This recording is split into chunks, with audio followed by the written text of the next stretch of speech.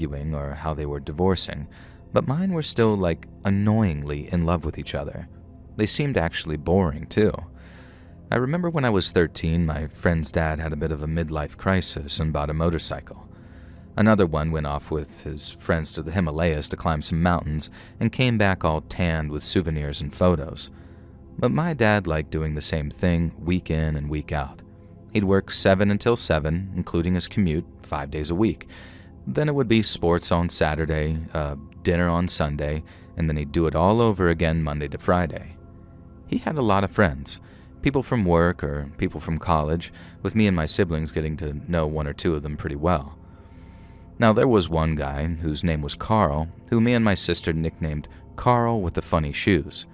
This was down to him wearing a pair of fancy suede boots in a shade of deep purple, and with him being such a nice guy and so close to my dad, we all grew to love him very much, and then, one day, we got some bad news. Carl had passed away, and not of natural causes or disease. He'd been murdered. Now, we didn't find out until years later when Mom and Dad figured that it was time to tell us what actually happened to Carl and why it had all been so hard on everyone. Carl had been walking home from the bar one night, a local that he visited maybe 4 or 5 times a week, when someone had tried to mug him at knife point. Now, most likely being drunk, probably very drunk too, Carl either didn't see the knife or decided to be a bit brave. Now, he tried to fight the mugger, and this guy stabbed him and took his stuff away, and then by the time he managed to get himself up, it was just too late. And that's why it was so hard on Carl's family, not to mention my dad, whenever the anniversary of his death came around. It wasn't just a case of mourning his loss, it was remembering how he'd been snatched away from everyone, and so needlessly too. Mom told me Dad had been involved in a campaign to try and bring Carl's murderer to justice through things like public appeals and vigils and stuff like that. So supposing they wouldn't be able to shield us from it for very much longer, they decided that it was time to tell us about it. It was the first serious tragedy I'd ever been a part of by that point. All my grandparents were still alive, and we didn't even have a goldfish that had passed away in the house, let alone a dog or a cat, of which we had both. Carl's sudden death was hard enough on us kids, but finding out someone had killed him, that traumatized us in the exact way our parents feared it would. I remember walking around feeling like a big black cloud was following me around, just these near incessant thoughts of, how can people be so evil to each other? But time heals all things, as they say, and eventually the sadness faded into the background. And slowly but surely, things got back to something approaching normal. And then by the time I was 17, talk of me going off to school was in the air, and I was very excited about it. I was on course to getting all A's and B's, which would secure me a place in my first choice of college, and the worst thing on the horizon was the prospect of saying goodbye to my current school friends. I was actually really anxious about it. We'd said that we'd keep in touch and that we'd always be friends, but I think I knew in my heart of hearts that we'd end up drifting apart, and it just made me sad. But then suddenly, and from completely out of the blue, something a million times worse reared its ugly head. I remember the night Dad didn't come home from work. When I asked Mom where he was, she said that he was on a birthday night out in the city with a few of his friends, and then since he was staying overnight in a hotel, they wouldn't be back until the afternoon the next day. I just said, oh, okay, then went about my evening, completely unaware that Mom was secretly in complete panic, because she had absolutely no idea where he was, and he wasn't answering his phone either. It wasn't until the next day that a police officer knocked on our door to tell us what had happened, and he wasn't alone either. There was a whole team of officers with him, ready to search our house from top to bottom for evidence. And obviously the only question on my mind was, evidence of what? While the police searched the ground floor, Mom made us stay upstairs in our rooms, and it was then that she found out that Dad had been arrested. The police told Mom that Dad had been arrested at work the previous day, and for a lot of different things too, but all the charges boiled down to 2 things.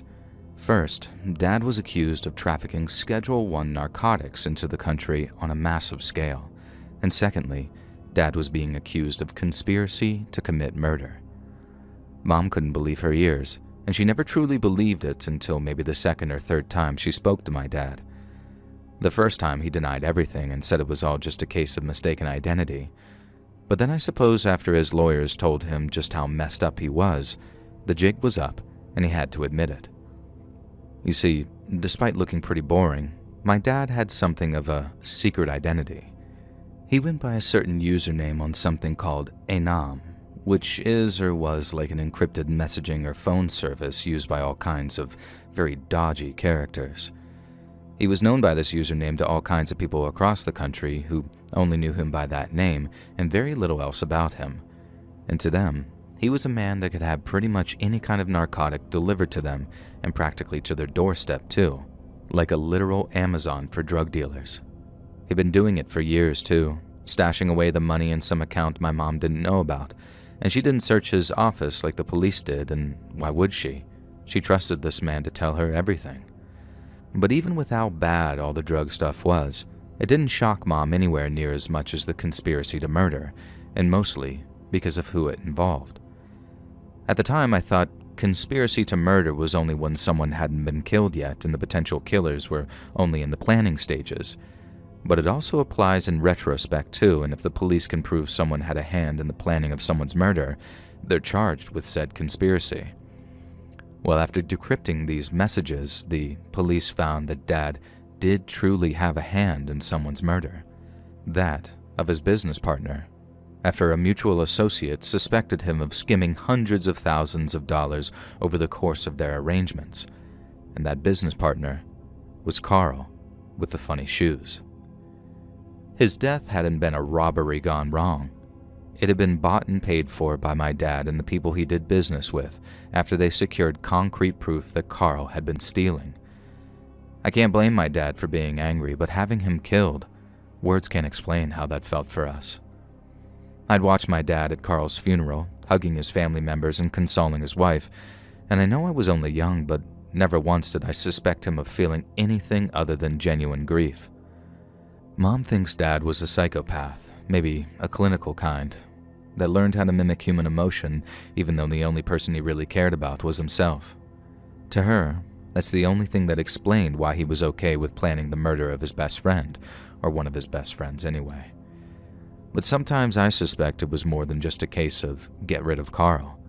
I think the reason Dad was able to do what he did was because his own life was under threat, maybe even ours too, if the people he worked with were willing to go even further to stop the theft.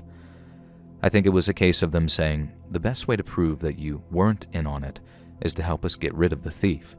And so, that's what Dad did. He never admitted it to my mother, not like face to face anyway, so I don't think she ever fully believed it until she watched him plead guilty. That was the only way to get a sentence under 20 years, to plead guilty, guilty, guilty to everything that was thrown at him. And then off he went to prison, which is where he's been ever since. Mom went to visit him a few times in the beginning, but it never went well. I tried and go see him myself once, but he didn't turn up, and apparently he told the guards that he couldn't do it, and I'm assuming couldn't do it was just short for couldn't look me in the eyes and admit what he'd done. He gets out right now in less than 18 months now, and it's been on my mind, and I suppose that's why I finally got around to writing this and sending it in. I know people aren't shy about letting their thoughts known in the comments too on your channel, so maybe some of your listeners and viewers can offer some advice on what to do and think and maybe even feel about it. I know I want to have some kind of familial relationship with him. He's the only dad I've got after all, but I just can't see myself forgiving him for what he had done to Carl, or the danger he put our whole family in during that time that he held a very secret identity.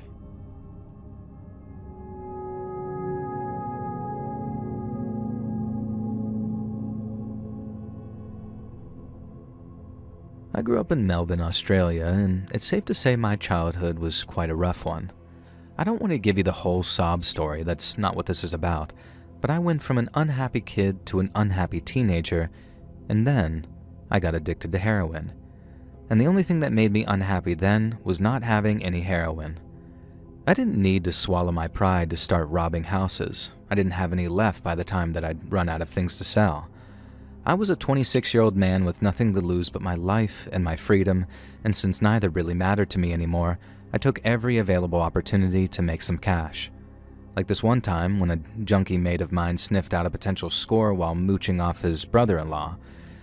He'd been up to his old tricks while staying with his sister and her husband because after he'd found out his brother-in-law worked in gold, He went sneaking off into his office while they were out to see if he could find any.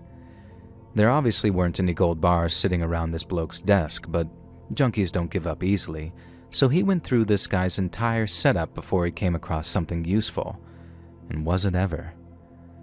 He found a list of gold shipments to private citizens all over Australia, and it took him on a bit of a roller coaster. At first, he thinks he's onto something, but when he sees how small all the amounts are, he realizes it's not worth to burgle an entire house over such a small amount. But as he's reading, he's realizing something. About 24 of the smaller amounts listed had all gone to the same address, and all in the space of the last 18 months or so. He does a little bit of mental maths and then realizes that there might well be about $2,000 dues worth of gold stashed away in this guy's house somewhere, and that is worth the risk. The only problem is, he's putting on the Reformed Junkie Act over at his sister's and can't slip off for a whole night without breaching the little drug-free arrangement they had going on. So in exchange for a small cut of the loot, he was willing to give me the address so I could burgle the place. I agreed. He gave me the address, and then off I went to case the place. But for 2 days straight, I didn't see this guy leave or come home at all. I ended up putting on the last of my respectable-looking clothes, knocking on the door of his neighbor, and then selling him some story about trying to buy a car from him, and him not answering my calls. And that's when I found out that the bloke was on holiday and that he was back in exactly 3 days' time. Now I was thinking, no problemo. Gives me plenty of time to get the job done. And then that night, I broke in with another junkie mate of mine since he had all the know-how about disabling burglar alarms. Now, we're not just there for the gold. We're looking for just about anything we can sell. But the gold took priority, and after a thorough search of the bloke's bedroom, we found a wall safe behind a nightstand. My mate brought a drill with him, and he'd handled a lot of wall safes before, so it was no drama to drill the lock and get her open. And then once we did, there she was. I didn't really know what 2 grand's worth of gold looked like until that moment. I thought that it'd be a full-on bar of it, but as it turns out, it was more like a nugget, small enough to fit in the palm of my hand, let alone my pocket. I snatched the thing before my mate could. No honor among thieves and all that, but then there was all this other stuff at the back too. Big envelopes looking pretty full and a little cardboard box with something electronic inside of it. We had no idea what was in there, but it wouldn't be in there unless it was expensive, right? So we pulled out all the envelopes in the cardboard boxes and opened them up. We went for the box first, thinking the electronics might have been worth a few bucks, but inside was just sort of a modern-looking thing. It felt pretty light, which usually means it's not worth very much, and even if it was, we wouldn't have the first idea as to who to sell it to, and so we tried the envelopes. I say we. It was my mate who grabbed the first and only one we pulled out of the safe, and I was still looking at the little plastic device, wondering if it had important information on it, bank details or something like that. He opened up the envelope, poured the contents out onto the floor, and then when a load of what looked like bank cards came tumbling out, my friend kneels down and starts going through them to see if there are any that haven't expired. I put the device back in its box and then started taking a look through some of the cards myself, only to notice the same thing he had. They weren't bank cards. They were ID cards.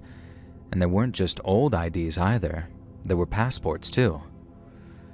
My mate said it out loud before I did that all the IDs were under different names. They had all the same picture, or at least pictures of the same older white guy, but the names were all different, even on the passports. Now, they weren't all from the same country either. They were mostly Aussie passports, but there was one from New Zealand, another from Argentina, and another from the United States, all with different names. I remember saying something about how the bloke must have been dodgy in some way, because no one has different IDs like that unless they're either a big fan of name changes or they're doing something they're not supposed to. And it wasn't long at all before we found out what that thing was. My friend was still going through all the passports and IDs as I opened up the second envelope. And then after taking a quick look inside using my light, I could see that there were photographs inside. I just couldn't make out exactly what they were until I pulled a couple out. And when I did, I dropped them like they were made of bloody asbestos. Now, I can't get into too much detail about these photos depicted, and not from lack of memory either. I can actually remember the only one I really looked at in incredible detail, even though I've since tried everything in my power to forget it. And that's because it showed a grown man and a small child doing something no adult and child should ever be doing together. I dropped the photos and swore like I just stubbed my toe on something, and then ended up sort of walking away with my hands on my head as I struggled to process what I'd just seen. My mate was confused for a second, asking what the matter was, and then he saw it too. I remember hearing a very muted but very horrified, "Jesus Christ." And then I turned back just in time to see him literally kick the photos away from him. I'd never seen him look that scared before. I really do mean scared too, not like disturbed or disgusted. He looked straight up frightened at what he'd seen, but I imagine he could probably say the same about me in that same situation. Because what we saw, it was awful. It was a bit chaotic after that for a minute or two, with my mate going into the guy's living room and putting a boot into the guy's TV. I had to tell him to cool it before one of the neighbors heard and called the cops. But then as we were wrapping up, stuffing our pockets with his watches and palm-sized electronics, a thought occurred to me. We'd left the envelopes, the photos, and the IDs scattered around the bedroom floor, so I walked from the guy's home office back into his bedroom and started shoving the pictures and some of the IDs back into an envelope. My friend followed me into the room a second later, and when he asked what the hell I was doing, he did not sound happy. I told him we had a chance to make some money. A lot of money. We just needed something physical to show a certain someone. When my mate just about flips his lid, saying that I must be out of my mind if I think he's going to let me sell that crap to someone, I told him to shut up and listen to me. Then, in a lot fewer words, I told him what I'm about to tell you. Around the time this all took place, there was a big-time Lebanese gangster in Melbourne, and he had a stake in quite a few enterprises, both criminal and legitimate.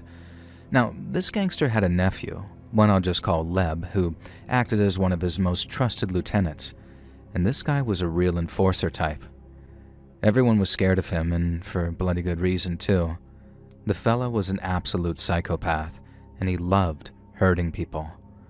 But what I also knew is that Leb would pay very good money to know where the house was, especially after I brought him proof of who this guy was. My mate wasn't having it, because while he'd also heard rumors that the Leb paid bounties to any convicts who killed people who hurt kids while in prison, he also knew that the Leb hated junkies. But the thing is, I knew something he didn't. You see, I spent some time in juvie when I was a kid, and so did the Leb. And to look at us, you wouldn't think that we were about the same age, but we were. And not only were we about the same age, we'd been sent to the same detention center and at roughly the same time periods too. Juvie was rough, and I don't just mean that there were fights, gang feuds, crappy food, and even crappier beds. The screws were bastards too, but one of them was even bigger of a bastard than most. Now, he never ended up getting his hands on me, thank God. Maybe I wasn't pretty enough. But if this predator screw wanted you, he got you, and there was next to nothing any of the boys could do about it. And unfortunately for the Leb, he was one of the lads that this screw took a liking to. I don't know how many times he got him, probably only once after he found out who his family were, but a lot of you might be asking, well, why didn't he just tell his dad what happened and have the screw hanging from a lamppost? Well, to those people I'd say that you're sort of fundamentally misunderstanding the implications of being targeted like that. Boys don't want to talk about it after, let alone talk to their own dads about it. Anyone who even suggested it had happened ended up getting bashed by the Leb, so by the time we were all grown-ups, it had mostly been forgotten about. But I hadn't forgotten, and if those jailhouse bounties were anything to go by, neither had he. So if he was willing to part with 10 grand for the scalp of some boneyard perv, boneyard meaning protective custody, then what would he be willing to pay for someone major on the outside? I mean, you, the reader, probably put it together faster than I did. The little modem thing was probably some kind of small portable server unit, something he could use to back up a website with hundreds of thousands of pictures and videos. The photographs, I think, were more personal, but all the identifications, they were what gave me that aha moment that this guy wasn't just some online pervert, but he was traveling to different countries under assumed names and identities to distribute and maybe create his own images of abuse. This bloke wasn't just some monster. He was freaking Godzilla. So the only question on my mind was how much his scalp might earn me with the leb. I knew he'd want it, but getting to him would be another thing entirely. And by that time, I had just over 50 hours to do it before the bloke came home, realized that he'd been rumbled, and did a runner. At which point, the information I had would be worthless. Admittedly, the first time I tried to approach him, it was a clumsy effort, and that's putting it kindly. I was out and about trying to score, so I'd have junk for the effort to come, when I just so happened to see him out and about getting lunch with his crew. Not wanting to miss the opportunity while it was right in front of me, I ended up running across a busy street shouting his name, and then before I even really got close, he told me to screw off before he aired me out, and did it so angrily that I knew I'd fluffed my chance. Not that a public place was even nearly the right place for a conversation like that, but the point is, I dropped the ball. The next thing I tried was approaching a cooler-headed member of his crew to see if he'd pass a message along for me. But then, the only way that I knew how to do that was through a nightclub that he ran security for. He didn't so much oversee the club's security as he did the sale of pills and baggies, but again, the problem was getting to him. After fairly recognizing I was a scumbag junkie, a member of the club's door staff stopped me from entering, but after pleading and persisting for longer than I'd care to admit, the guy relented and said that he'd call his boss. But when the Leb's associate came downstairs and saw some scruffy-looking addict standing in his nice shiny club's doorway, he wasn't happy. Now, I tried to keep it short and sweet, so the first thing out of my mouth was, "I've got a business proposal for you." But that just made him even angrier. He practically dragged me down the street, away from the lights of the club and into the dark, saying I had to be dumb as a bag of ball sacks to bring business to his front door. I mean, fair enough. I probably should have turned up earlier and banged on the back door, but since I was busy scoring, I couldn't show up until I did. But anyway, the Leb's associate isn't best pleased with me to start off, but at least now I can talk to him because he's marched me down the street a bit. But then here's where I really messed up, because zipped up in my jacket was the envelope full of IDs and photos. I thought he might want to at least see the envelope, just so that he'd know that I was for real and it wasn't just some scam I was trying to pull. But as you can imagine, the fact that I brought that stuff to his club had him simmering with the kind of anger I can only describe as volcanic. I could see him struggling to keep himself from kicking the crap out of me in the street. Doing so would bring heat down on him, which would bring heat down on the Leb too, and that's the only thing that stopped him. He said if he ever saw me again, I was a dead man, and then he walked back to the club and walked inside. 2 swings, 2 misses. As you can imagine, I was shattered.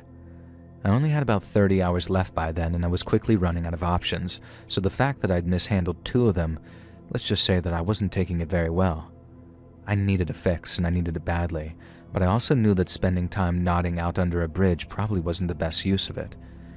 It also wasn't a good idea just walking around with a bunch of child abuse imagery zipped up in my jacket, because if I was caught, I'd probably get more time for that than the heroin.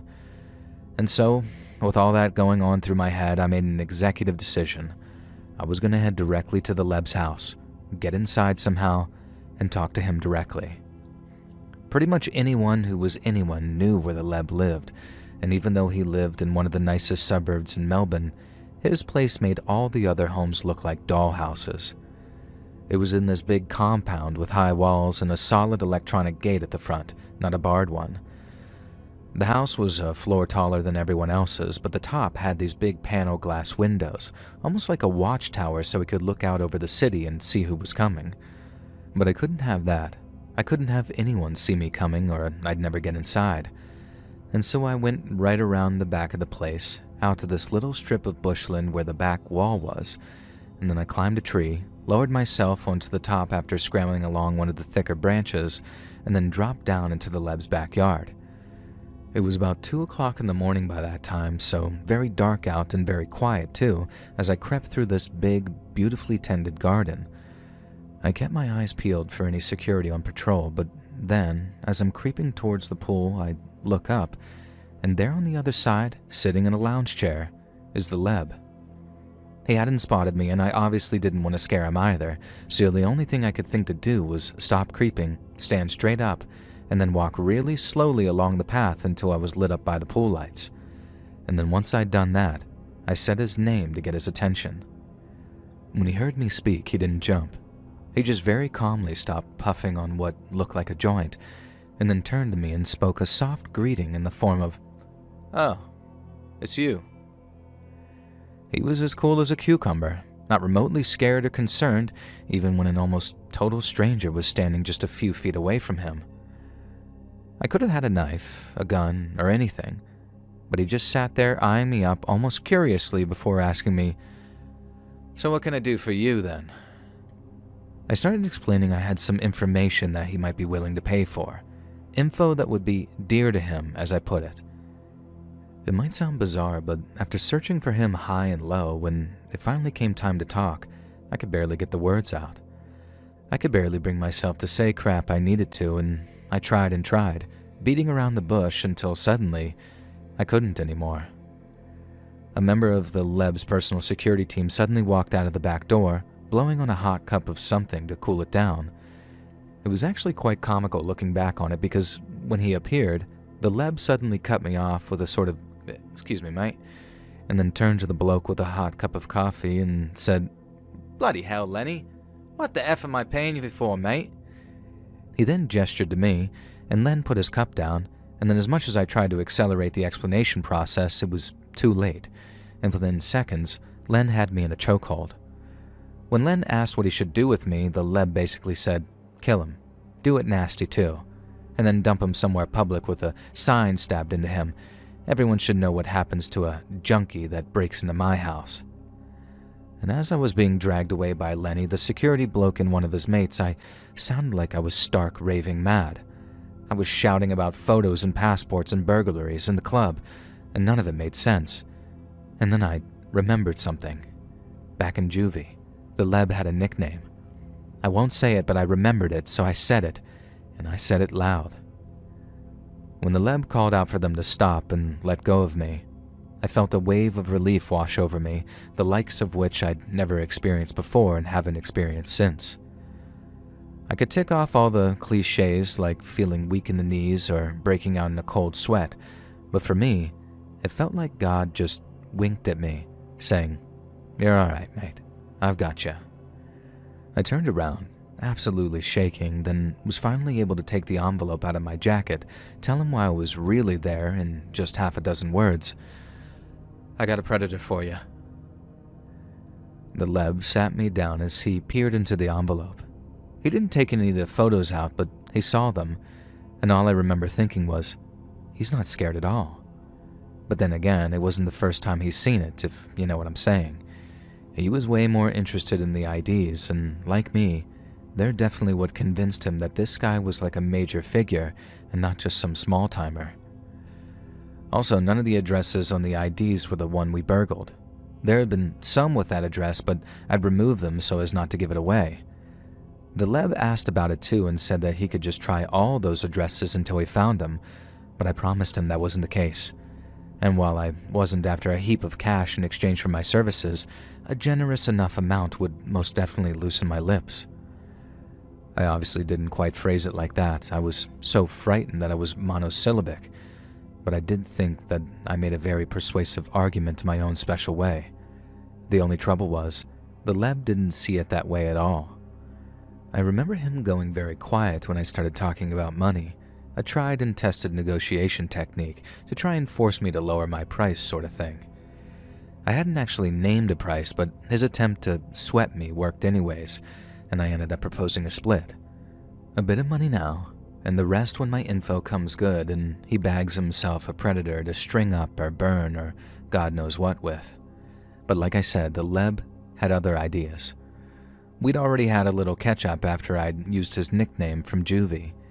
He wanted to know how I knew it, what my time had been like there, and how I'd been doing since. And that's how I got a first-hand taste of his hatred for junkies. He very openly said stuff to the effect of, "How could you have let yourself go like that?" And to be honest, I didn't really have an answer for him. He was visibly disgusted by me, and to be honest, I can't blame him for that either. But the juvie connection meant that I'd secured an audience with him.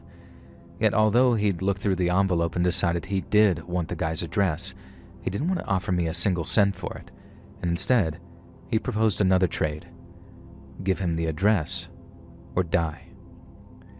It was a very simple decision if I'm being honest. Now, I'd like to say that I tried to bargain with him, or that I gave him any kind of pushback at all, but I was in no position to bargain, not after sneaking into his yard looking like I did. And so I did. I told him, and I didn't lie either. There was really no point.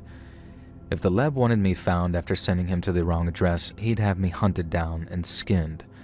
And so I told him the truth and then left with nothing. I mean, I didn't end up with nothing. I still had my gold nugget, the cash from pawning the watch I stole, and a bag of brown to get me through the rest of the night. But my genius plan to make thousands of dollars had fallen through completely, and all because I was too desperate and too stupid. If I'd have had more time, then maybe I'd have been able to pull something off, but it didn't matter by then anyway. And as I'm sure you'll agree, I was lucky to still have my life. Life went on as normal after that for a while, at least as normal as it gets for a semi-functioning heroin addict whose life is slowly falling apart. And then one day, I'm out on the hustle when a big black car pulled up next to me, and after the window rolled down, the driver told me to get in because the Leb wanted to speak to me. I didn't say a word in argument, I just did as I was told, partly because I think I kind of knew what was coming, or at least I was hoping for it, but mostly because I didn't have a choice. I was driven somewhere subtle. I won't say where, but there was the Leb, and he looked strangely happy to see me. This was obviously on account of what I'd done for him, and by his own admission, he was only that frosty with me back at his house because there was a chance that I could be lying to him. Junkies are scammers. It just comes naturally to us.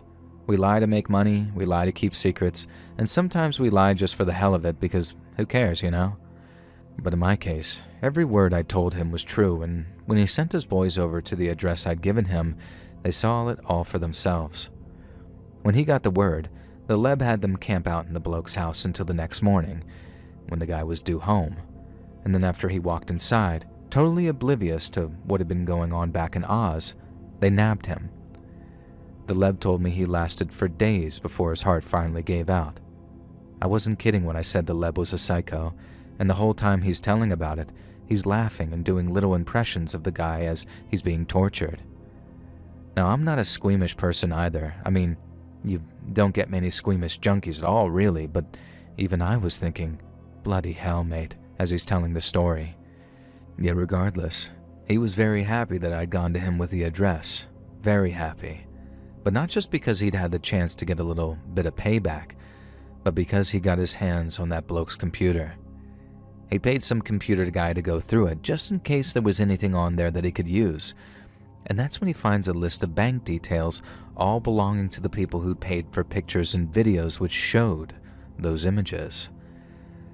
It wasn't even so that he could nab all the ones living in Australia either. He had someone send blackmail emails to anyone who lived abroad, and they netted about $100,000 in the last week alone. It reminded me of a line from the Bible that I actually once heard, and I looked it up so I could get it spot on. It says, "Whoever has will be given more, and he will have in abundance. Whoever does not have, even what he has will be taken away from him." It was my score. I took all the risk, but all I got was a gold nugget, while the Leb got to kick off an entirely new enterprise that was clearly making him megabucks. But then I didn't end up with just a gold nugget. And while that would have still been a great thing to walk away with on its own, the Leb saw it fit to reimburse me for bringing him the address, instead of just washing my hands of the whole thing. I won't say exactly how much I was given, but let's just say it was enough to keep me afloat for quite some time. I'd like to say that I spent it wisely and used it to get off of drugs and back onto my feet, but I didn't. I got clean in the end, but that was many years later. And while there's some stories from my time on the streets that I'll never breathe a word of for as long as I live, there's others I'm not quite as ashamed of. And having a hand in that scumbag monster's death is one of them.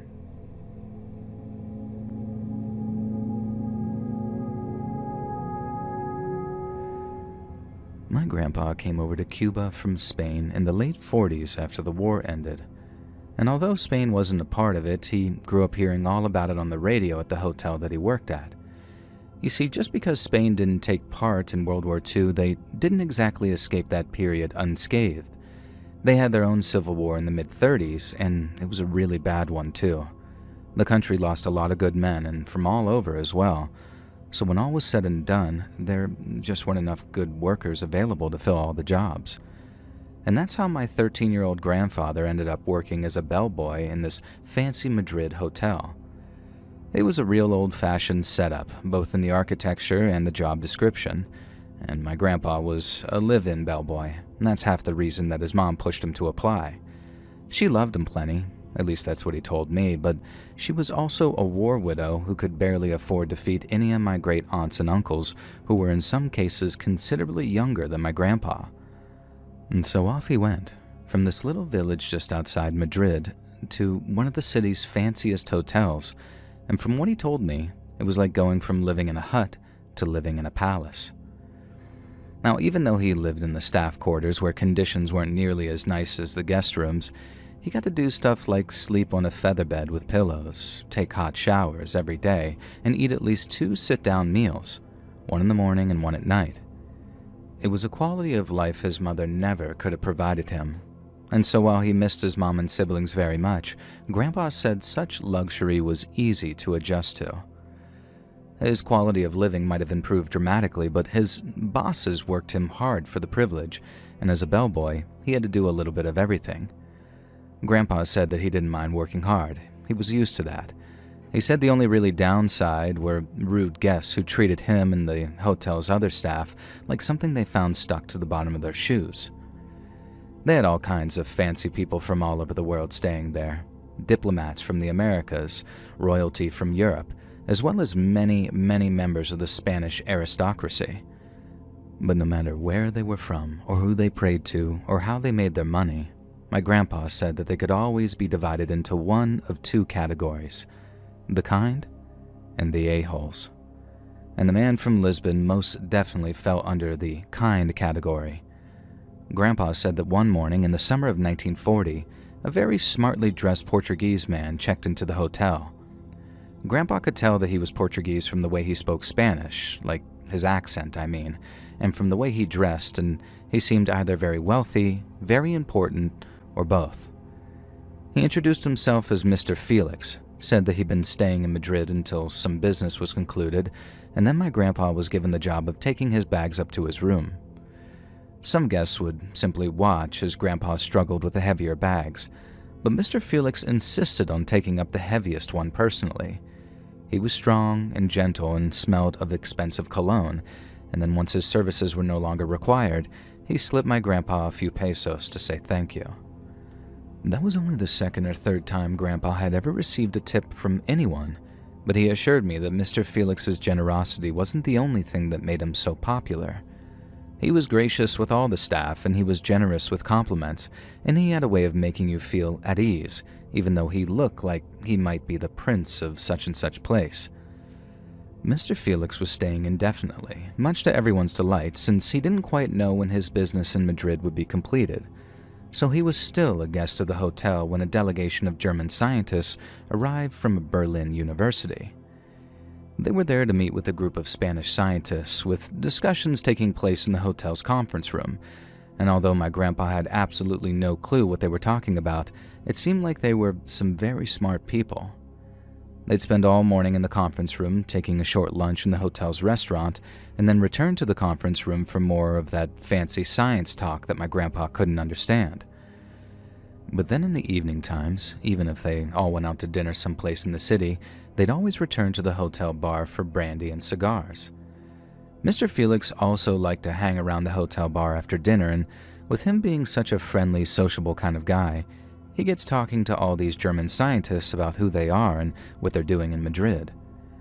Apparently, Mr. Felix was not only a talented pianist, but he was quite the party animal, at least for his day anyway, because within a few hours of drinking and puffing on cigars, he had them all gathered around a piano, singing songs and laughing together until late into the night. Mr. Felix made a phone call as the night wore on, And then Grandpa said maybe 30 minutes later, a car full of beautiful ladies showed up to have drinks with the scientists. Now, he said it was the wildest party he'd ever seen in that old hotel bar. Nothing raunchy, just drinking and dancing and what have you.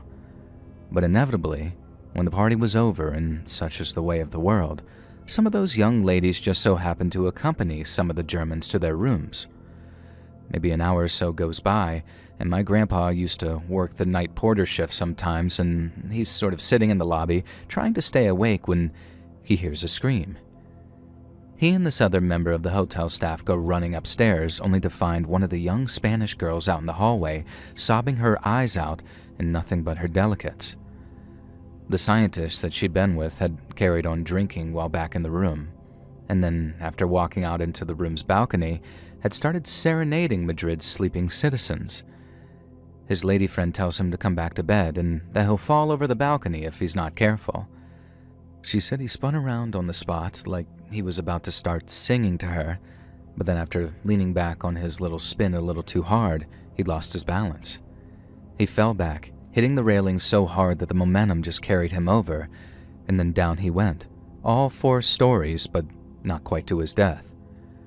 After his fellow scientists rushed to the man's aid, they found that he was still alive, but he was barely hanging on. Grandpa heard that they rushed him to the hospital, but then they put the guy on a plane so they could fly him all the way back to Germany and to one of their top brain surgeons they had there. It was the most distressing thing to happen to the hotel for quite some time, and my grandpa assumed that that'd be the end of their conference. But then, I guess, having the kind of clinical minds that they did, they decided the conference had to continue even if they were a man down. From what Grandpa can remember, the mood in the hotel bar that night was pretty somber. There were brandy and cigars as usual, but instead of toasting the conference, they drank to the injured man's health and to his speedy recovery. Mr. Felix soon joined them, professing his heartfelt commiserations upon hearing of the man's terrible accident. Then, after taking to the piano, he led the Germans in a rendition of a popular song from their homeland, which made them all remember it fondly. Those scientists came to love Mr. Felix just as much as everyone else at the hotel did, at least until the final night of the conference, when something my grandpa experienced became part of the scariest event of his entire childhood. Like I said, he used to work as the night porter sometimes, mainly to give the usual guy a rest from working the night shift all the time, and he was working it on the final night of the scientists' conference. Now, since it was their last night together, and seeing as it was almost a whole week after their friend's accident, the scientists saw fit to throw a little party in the hotel bar. Naturally, Mr. Felix was invited to join them, and for a second time, he summoned a car of beautiful young women to drink and dance with the German and Spanish scientists. Mr. Felix was the life and soul of the party, and upon the bar's closure, there was a great deal of handshaking and thanks exchanged between Mr. Felix and all the scientists. Then once all was said and done, they retired to their rooms. Grandpa said that there was a great deal of warm feeling in the air, but even so, he couldn't help but feel a little wary. The last time the scientists had partied like they did, one of them had gone tumbling over a balcony, so as quiet hours began to creep in on the hotel's upper floors, my grandpa decided to go walking the halls up there just in case anything happened. He said it was up on the 3rd floor when he heard something like a glass falling off of a table in one of the rooms. He stopped and listened, heard what sounded like a window opening, but then all went quiet again. Grandpa said he breathed a sigh of premature relief and exhaled it just in time to hear a much louder commotion coming from a room downstairs. And as quiet as he could, he rushed back down to the 2nd floor and down a hallway to where he'd heard a similar sound, like something falling from a table. It wasn't quite loud enough to wake the other guests, but my grandpa sure heard it, so off he went, fearing someone might actually be hurt. Well, someone was, because no sooner does he get to the end of the hallway, but the door to the room opens, and out steps Mr. Felix. Only this time, and the way my grandpa put it still sends chills through me, it was not Mr. Felix. He looked like him. Heck, my grandpa said he even smelled like him, but from the way he moved and from the way he looked back at him, my grandpa could tell it wasn't Mr. Felix anymore.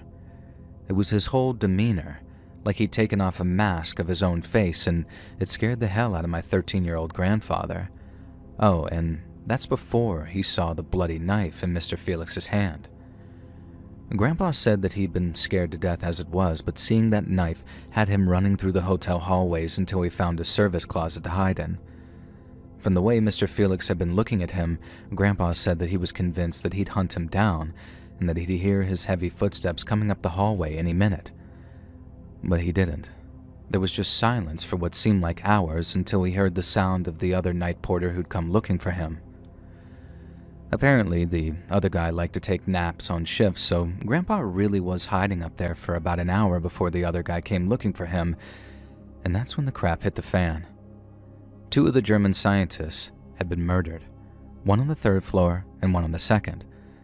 The police were called and they cordoned off the affected rooms while staff kept the guests calm, but there was no hiding what happened for long, especially not after the room belonging to Mr. Felix was found empty.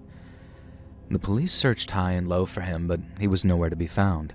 They put up checkpoints on roads surrounding Madrid as well, in the hopes of cutting off his escape, but no one fitting his description was ever stopped. Police at the border between Spain and Portugal were alerted too, and they must have kept a particularly close eye out for anyone named Felix, but they never did find that man from Lisbon. It was like he'd vanished into thin air. Officially, Mr. Felix was some kind of thrill killer who'd murdered the 2 German scientists for nothing but the thrill of it, after having befriended them over the course of the previous week or so. Police thought that he might well have had a hand in the accident which took place earlier in the week, perhaps via the girl who'd been staying in the injured man's room. But obviously the focus was on the 2 German scientists who had had their throats cut while they slept. It wasn't just 2 random guys. The 2 murdered men had been the head of the delegation, along with his personal assistant, while the guy who'd fallen from his balcony was said to be the delegation's most brilliant scientist. Grandpa said that in the aftermath, he heard people talking about how angry the Germans were, and that someone high up in the Spanish government had been summoned to the German embassy to explain the situation. But by then, they had the story straight. Mr. Felix was some psycho con man who'd wormed his way into the scientists' trust before he killed and robbed them. Totally random, totally unexpected, nothing they could have done about it. But that wasn't true at all. You see, the first 2 people in Mr. Felix's room were the grown-up night porter, the one who liked naps, and a Spanish police officer.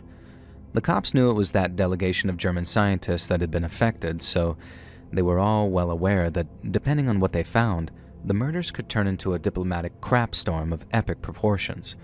And so naturally, they were very interested to know exactly who Mr. Felix was.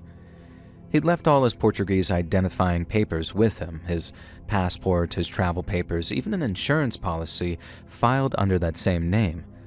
But Mr. Felix was not the name of the man who had been staying in that room. No one would ever know what his real name was, but the man left a clue on the desk of the room he was staying in, one that gave a pointer to his true nationality. And the moment that Spanish police officer realized what it was, he snatched it from the desk and told the night porter not to breathe a word of what they'd found. Well, he did breathe a word of it, though not for a long time after, for fear of what the police might do. And then when he finally told everyone, there was no denying it. The man calling himself Mr. Felix had left a king's shilling on the hotel room's desk, one minted in London, England. The man who'd acted so naturally and so convincingly as a Portuguese gentleman, the one who'd so brutally murdered those German scientists, had been a British spy all along. Hey friends, thanks for listening. Click that notification bell to be alerted of all future narrations. I release new videos every Monday and Thursday at 9 p.m. Eastern Time, and there are super fun live streams every Sunday and Wednesday night. If you got a story, be sure to submit them over at my email, letsreadsubmissions@gmail.com, and you might even hear your story featured on the next video. And if you want to support me even more, grab early access to all future narrations and bonus content over on Patreon, or click that big join button to hear about the extra perks for members of the channel. There's a new bonus content video out right now. And check out the Let's Read podcast, where you can hear all of these stories and big compilations located anywhere you listen to podcasts. I also have a true crime channel called Saturn Soul. All the links are down in the description below. Thanks so much, friends, and I'll see you again soon.